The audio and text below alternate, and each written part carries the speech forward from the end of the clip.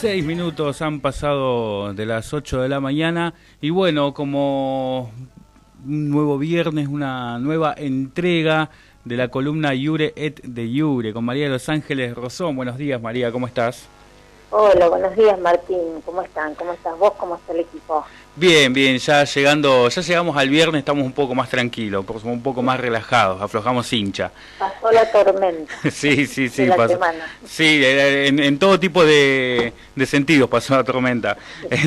Bien, hoy vamos a tocar un tema que, bueno, está siendo bastante pronunciado, digamos, que es el proyecto de legalización del aborto, ¿sí?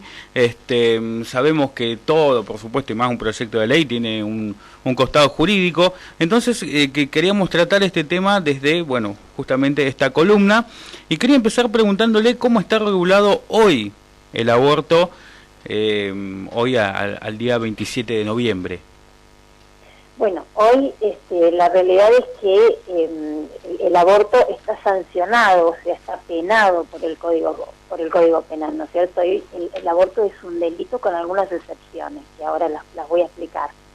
Y la realidad es que esta sanción, esta punición, lo que ha favorecido es a la práctica clandestina. Entonces, nuestra realidad argentina, por lo menos en estimaciones, implica que haya 460.000 abortos por año, ¿no? Esta es una estimación oficial que se hace en base a las hospitalizaciones que hacen las mujeres cuando tienen complicaciones post-aborto, ¿no es cierto? Entonces, en base a esto, tampoco se puede distinguir por esto de la clandestinidad si se trata de abortos espontáneos o de abortos provocados. Pero esa es la realidad, ¿no? 460.000 estimativamente de abortos por año. Con lo cual, sin lugar a dudas, merece una política de Estado, merece un debate social y desde mi punto de vista, la participación ciudadana por sobre todas las cosas. Y para esto, bueno, es importante, como vos decís, saber cómo está hoy regulado para ver si se producen algunos cambios, cuáles son los cambios que se producen a través del proyecto que está enviado al Congreso de la Nación. Hoy en el Código Penal, el que causa un aborto sin el consentimiento de la mujer está penado. Si de ese aborto se produce como consecuencia la muerte, la pena es mayor. Si el aborto fue practicado con el consentimiento de la mujer, también se establece una pena y, por supuesto, con el agravante si se trae aparejado la muerte de la mujer.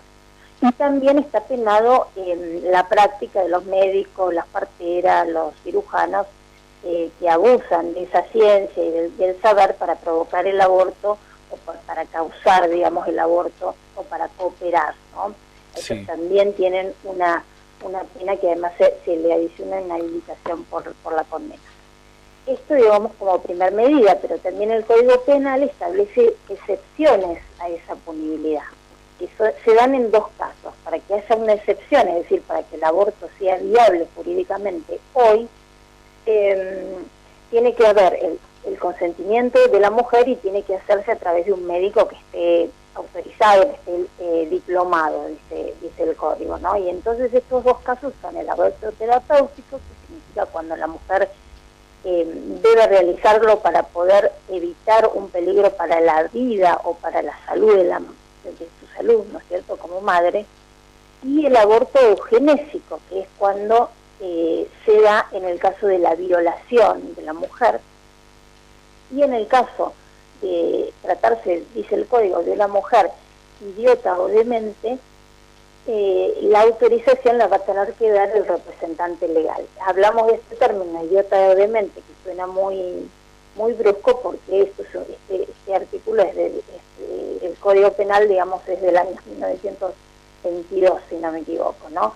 Entonces, la Corte, en el año 2012, en el fallo FAL, un fallo muy famoso y que ha echado luz a esta situación, y ha establecido que toda mujer embarazada, como resultado de una violación, más allá de su capacidad intelectual, tiene la posibilidad de hacer el aborto, está permitido, Y también remarcó la Corte que no tiene que solicitar una autorización judicial previa y que tampoco es necesario que se haga la denuncia penal.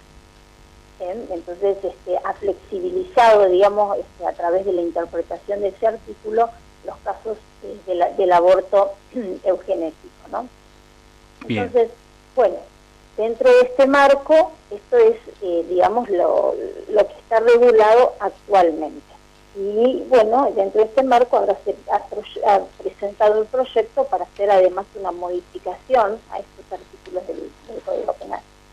Claro, bien. Esto es importante remarcarlo, cómo viene siendo regulado hasta el día de hoy.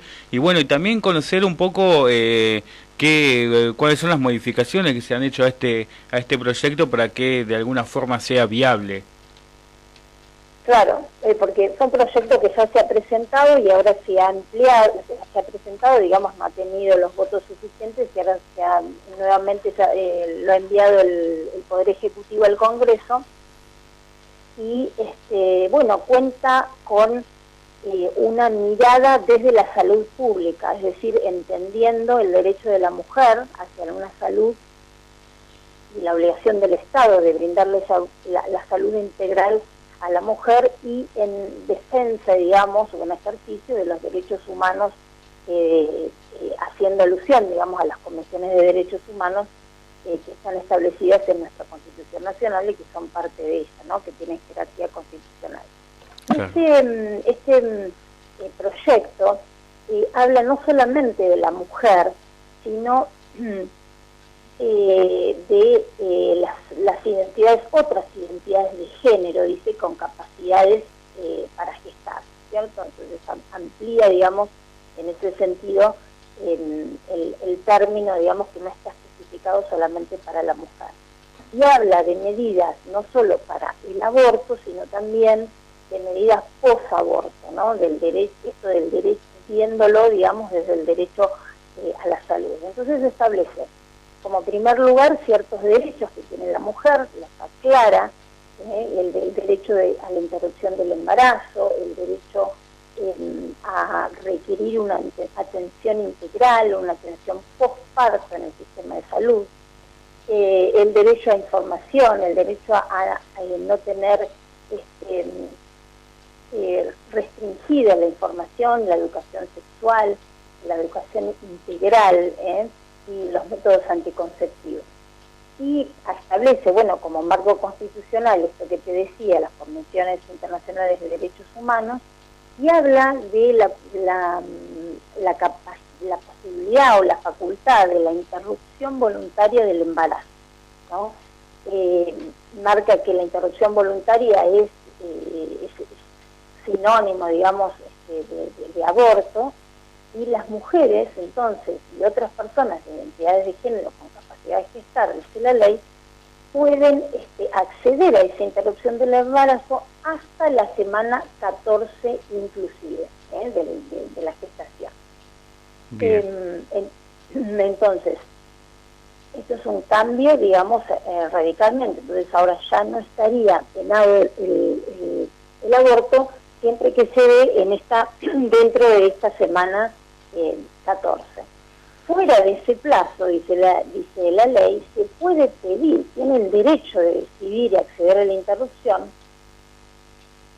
siempre que se trate, de nuevo, de una violación, con el requerimiento de la declaración jurada, por supuesto, y en los mismos casos que yo hoy comenté, con esos alcances del fallo FAL, y en el caso de que se trate de niñas de 13 años, menores, perdón, de 13 años, se necesita el consentimiento de los padres. Y también tienen el derecho a solicitar la interrupción luego de las 14 semanas si está en peligro la vida o la salud integral de la madre, ¿no?, de la gestante. Claro. No hablo del término madre, sino del término gestante. Sí. Así que bueno, ese es un cambio fundamental. También habla del derecho a la salud, que tiene que darse la atención en un plazo rápido, en un plazo de 10 días cuando se solicita una interrupción. Esto es porque hemos tenido en nuestro país, por supuesto, muchísimos casos en los cuales, a pesar de tratarse de una violación, se realizaba la denuncia penal, se exigía la autorización judicial, digamos, esto llevaba muchísimo tiempo, es decir, que la situación continuaba, avanzaba por el transcurso del tiempo, con todas las consecuencias que yo traía, ¿no? Que se dilataba, digamos, y terminaba siendo frustrado ese derecho al aborto en el caso de violación. Entonces la ley acá remarca la importancia, digamos, de que la atención tiene que ser inmediata y que no se requiere pedir una autorización judicial. Claro, claro, sí.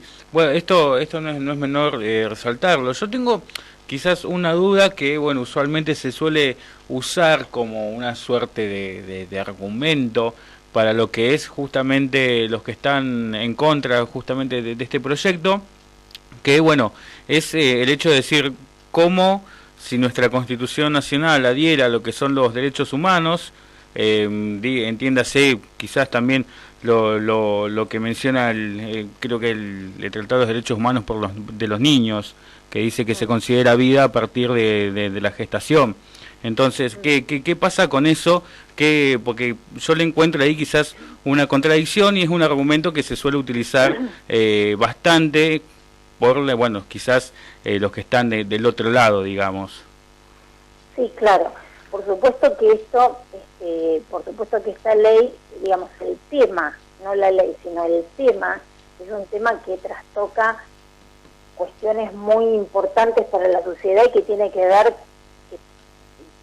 con posturas ideológicas, con posturas religiosas, sí, y la formación identitaria. Entonces, necesariamente, las reflexiones en relación a esto traen aparejado distintas posturas, ¿no? Y con ello distintas fundamentaciones y distintos puntos de vista y de interpretación de las normas constitucionales, que en ambos casos, digamos, tienen su fundamento. Luego, a partir de eso, se analizará a favor o en contra, pero en ambos casos, tanto a favor como en contra, se habla desde un punto de vista constitucional. Es decir, lo que yo te puedo explicar en relación a esta pregunta, Martín, es esto, es desde la mirada del constitucional. Claro, por pero supuesto. Hay muchísimas justificaciones, más allá de esto de la concepción de la vida, muchísimas justificaciones que se dan, y yo voy a hacer un recorte por el tiempo que tengo, ¿no? Para que los oyentes puedan entenderlo de la manera más llana posible. Pero en principio tendríamos esto que vos decís, ¿no? Hay dos posiciones, una posición que es negacionista o prohibicionista, que no está a favor del aborto, y que entiende que hay vida desde la concepción. Y hay otra posición, que es la permisionista, que está en contra, digamos, de esta situación. Es decir, a ver, voy a aclarar para no dejar de lado otras teorías. A ver, hay una posición prohibicionista y otra permisionista. Y dentro de esta hay dos posturas. Hay unas que coinciden en que la vida es desde la concepción, tanto los que permiten el aborto como los que prohíben. Ambas posturas coinciden que hay vida desde la concepción. La diferencia entre estos dos criterios es que el derecho a la vida sería absoluto para los prohibicionistas, o sea, no puede haber ningún valor que ponga en conflicto ese derecho a la vida desde la concepción, mientras que para los permisionistas ese derecho puede generar algún conflicto, puede acontecer algún otro valor que se tenga en cuenta para contrastar ese derecho a la vida desde la concepción. Y después tenemos esto que vos decís, que son estas posturas prohibicionistas y permisionistas, pero que difieren acá desde el momento del nacimiento de la vida, ¿no? Si hay vida desde la concepción o no hay vida desde ello, ¿no? Entonces, los que entienden que hay vida desde la concepción, el argumento es la Convención de los Derechos del Niño. Quiero decir que esta es una convención de derechos humanos internacional que suscribió la Argentina y que luego en el año 94 se incorpora a la Constitución Nacional con jerarquía constitucional, o sea que esta convención para nosotros es constitución. Y esta convención, en el momento en que Argentina suscribe, hace una interpretación, se llama declaración interpretativa, y dice la Argentina que entiende por niño todo ser humano desde el momento de su concepción hasta los 18 años de edad. Esa aclaración la hace Argentina para Argentina nada más, y luego toda la convención la ratifica en todos sus términos, es decir, ratifica toda la convención, pero hace esa aclaración en relación a la cláusula de menor edad, y entonces este es el argumento, digamos, que se toma en cuenta, y además esta tesis dice que tampoco los otros países hicieron ninguna objeción en relación a esta interpretación que hizo la Argentina. Para aquellos que están en contra de esta situación y que están a favor de la legalización, entienden que digamos que lo que hizo Argentina fue solamente una declaración interpretativa. Eso quiere decir que se precisó el alcance o el sentido de la norma, pero que no tiene efectos jurídicos fuertes, porque si la Argentina hubiese querido que esto tenga efectos jurídicos fuertes, hubiese hecho una reserva, se llama reserva, es otra herramienta, digamos, al firmar las convenciones y suscribir las convenciones internacionales, que la reserva lo que hace es modificar los efectos jurídicos del tratado. Y esa reserva no está hecha, sino que solamente se hizo esta aclaración. Entonces ese es el argumento, digamos, de aquellos de quienes están a favor del aborto en relación a la convención. Pero por supuesto que además de este artículo, digamos, constitucional, quienes están en contra del aborto toman, digamos, también como base el artículo 14 bis, que habla de la protección integral de la familia. Entonces ellos entienden que las familias, dentro de la familia, por supuesto, colocan a las personas por nacer desde la concepción, y la obligación del Estado entonces en brindar esa protección. Y luego también otro artículo, digamos, que toman, u otro fundamento jurídico, es el Código Civil y Comercial. En el artículo 19 habla de que la existencia de la persona humana comienza desde la concepción. Entonces estos son como tres argumentos fuertes, digamos, los más básicos, diría yo, que fundamentan la negación del aborto. Quienes están a favor, digamos, del aborto y creen que no hay concepción, no hay vida, digamos, desde el momento de la concepción, bueno, establecen esto que dije yo en relación a la Convención de los Derechos del Niño, que no se hizo una reserva. Hablan también de que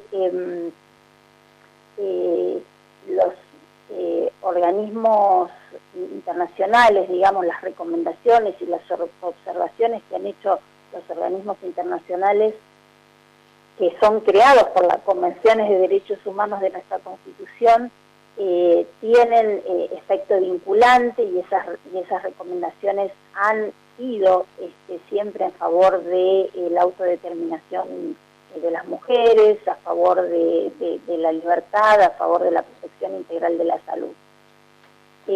Hablan también de que todas las convenciones internacionales que están más allá de la Convención de los Derechos del Niño, hay más convenciones de derechos humanos en nuestra Constitución, y todas ellas, o por lo menos la gran mayoría, hacen referencia a los derechos de las mujeres, como el derecho a la privacidad, a la autodeterminación, el derecho a la preservación de la salud, el derecho a la libertad, el derecho a la integridad física, el derecho a que se respete esa integridad física y moral, el derecho de la mujer a acceder sin discriminación a la atención médica, ¿no? Esto también, esto de la falta de la no discriminación también se fundamenta en el artículo 16 de la igualdad ante la ley, y también invocan la Declaración del Cairo, la Declaración Internacional del Cairo, donde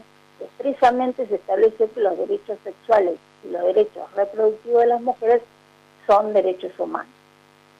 Y por otro lado, en relación al artículo 19 del Código Civil y Comercial, nosotros sabemos que es una ley que está por debajo, digamos, de la Constitución, ¿no es cierto? Pero el artículo primero, en la reforma del año 2000, que está, digamos, vigente desde el año 2015, establece que todos los artículos del Código Civil tienen que ser interpretados desde la mirada del derecho constitucional y desde la mirada de los derechos humanos.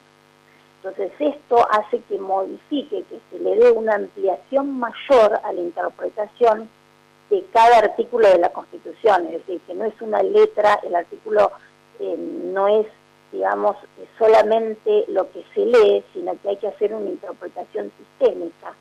Y en relación a esto, bueno, entienden que ese artículo 19 que yo te referí, que dice que la vida es desde el momento de la concepción, se vería trastocado por esta interpretación sistémica constitucional y de las convenciones internacionales. Claro, bien, entonces estos son los dos argumentos más fuertes, o sea, de los dos lados, digamos, tanto el negacionista, el prohibicionista, como, bueno, que el que está a favor. Estos son los argumentos jurídicos más fuertes que están teniendo a la hora, bueno, justamente de defender su postulado. Claro, luego hay unos argumentos, digamos, muy técnicos que tienen que ver con si el embrión tiene vida o no tiene vida, pero ese es un tema muy técnico que... Claro, es muy tecnicismo. Claro, es eso, pero también sí. otro de los argumentos, digamos, es, que recién no te dije, de quienes están en contra del aborto, es el Estado, perdón, de quienes están a favor de la legalización del aborto, es la promoción del Estado, la institución, digamos, del Estado laico, es decir, que el Estado tiene que llevar adelante políticas públicas que tengan que ver con los derechos humanos, con la igualdad, con la no discriminación, y digamos que sostienen que esa perspectiva del Estado no significa que haya un abandono o no significa que no haya una indiferencia, sino que tiene que actuar desde un punto de vista objetivo, dejando de lado cuestiones religiosas que muchas veces se toman en cuenta en el momento de la argumentación. Claro. Y este también fue uno de los argumentos del proyecto de ley, esta digamos, concepción del Estado laico. Sí, bueno, justamente eso también lo quería mencionar así, porque, bueno, justamente usted también mencionaba esto de que era también una cuestión de estar a favor o en contra por cuestiones ideológicas, religiosas, entre tantas otras, y bueno, justamente también uno de los postulados de quienes están a favor, bueno, justamente es el Estado laico. María, ya nos hemos quedado sin tiempo, tenemos que darle el pie al informativo.